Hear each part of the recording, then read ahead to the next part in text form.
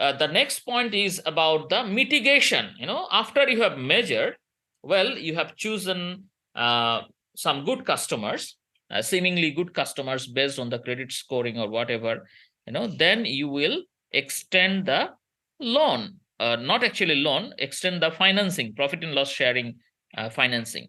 Okay, so how to mitigate, how to work further for mitigation of any kind of remaining financing risk.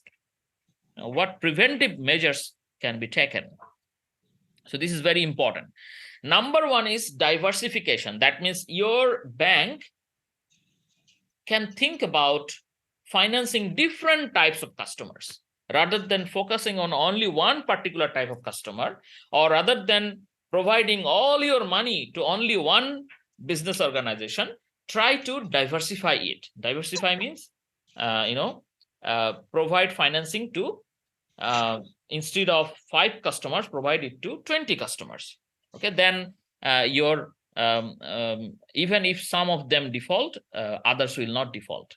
Okay, so the risk will ultimately be reduced. So that is one way. The second way of mitigation of financing risk is exposure limit. That means putting limit on the amount of capital. What is the maximum amount of capital you are going to finance through profit and loss sharing contract to a particular customer or particular type of customer? So that is called exposure limit. So that is very important, one way of mitigation, because that helps to diversify as well. If there is a ceiling, then you cannot, even if the customer wants to get financing, you cannot give because there is a ceiling of the amount.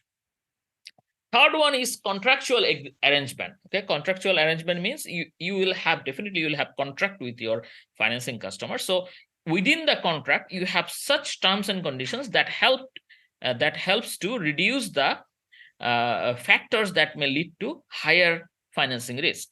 So what can be those contractual terms and conditions? For example, the contract may include a specific part on each contract showing what capital is planned to be used for. For what purpose the capital will be used. That should be specifically mentioned, so that if the customer use it for other purpose, that becomes illegal actually. Contractually, that violates the contract. Okay, so you can catch the customer later on. And another example of contractual arrangement is you can include the promise of sharing information with required content and frequency.